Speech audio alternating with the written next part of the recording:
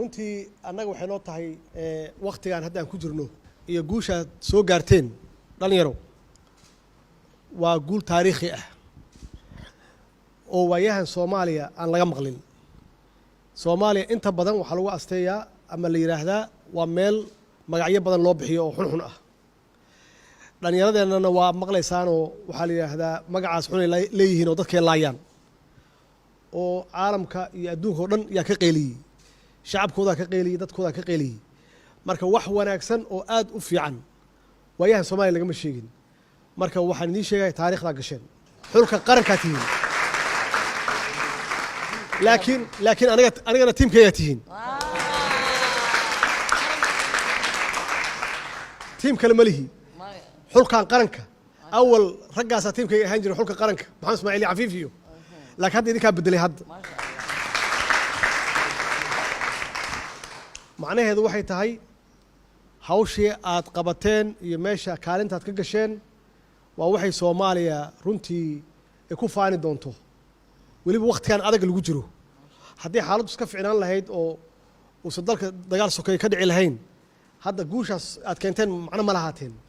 laakiin guusha hadda aad keenteen waxay macno weyn u leedahay xaaladda adag aan ku jirno iyo magac xumada Soomaaliya ee adduunka ka leedahay Afrika inaad kor u soo qaadaan oo astaantii qaranka aad muujisaan inay Soomaaliya soo noolaanayso oo idinkuna aad qayb ka tihiin inaad Soomaaliya dib u soo nooleynaysaan. marka aad iyo aad yaan kugu mahad celinaynaa aad iyo aad.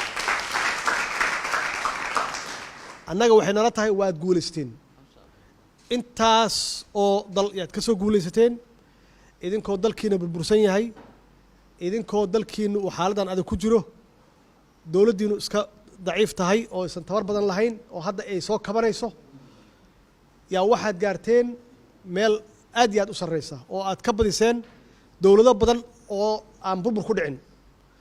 dowlado badan oo 30 sano soo dhismaayay yaad ka hormarteen. guushaas runtii aad gaarteen qayb weyn waxaa ka ah Cabdiqani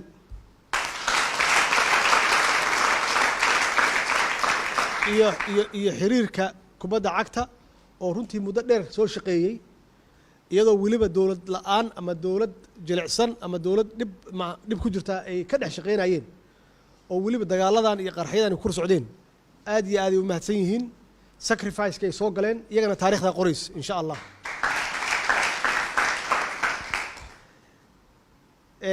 hadda wixii ka dambeeya marka hadda wixii ka dambeeya dagaalkan waa ku wada jirnaa kulligeen insha Allah. hadduu Ilaahay yiraahdo xaaladiina maalin yaan ula soconaynaa tababarkiina iyo ciyaartiina iyo noloshiina iyo waxbarashadiina iyo kulli waa la soconaynaa insha Allah. hadduu Ilaahay yiraahdo bacdama aad astaan qarantihiin 3 bilood soo socota waxaan isku diyaarinaynaa August ciyaaraha 17 sano wax ka yar ee Afrika yaa isku diyaarinaysaan 3 bilood soo socota. naftigeena waxaan nalaga rabaa dadaal aad iyo aad u weyn in la galo oo aan la isdhigan oo Afrika aan ka soo qaadno oo la yiraahdo Soomaaliya waa soo noolaatay waxaana soo nooleeyay dhalinyaro. meesha dhalinyaro kale ee burburinayaan idinka inaad soo nooleysaan Soomaaliya oo magac fiican iyo sharaf fiican iyo meesha Soomaaliya adduunka ay kaga jirtay aad dib ugu soo celisaan.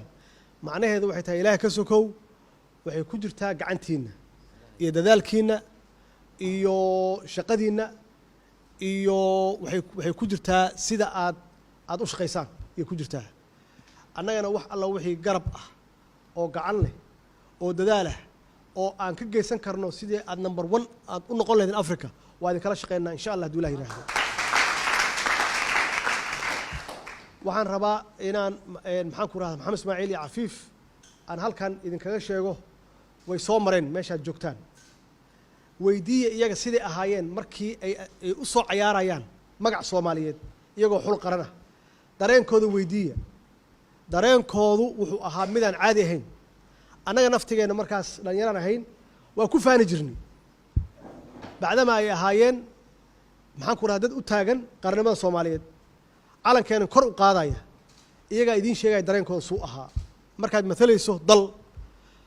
matalayso dal Soomaaliya la yiraahdo feelinka iyo dareenku caadi ma aha marka anaga naftigeena waa soo nooleyseen dib baa waxa noo soo xasuuseen waqtiyadii hore iyo sidaan u noolaan jirnay iyo sidee aan ugu faani jirnay Soomaalinimada haddana idinkaan noo bilaabay hadda marka ogaada meesha aad Soomaaliya kaga jirtaan waa baal dahab ah waay meesha kaga jirtaan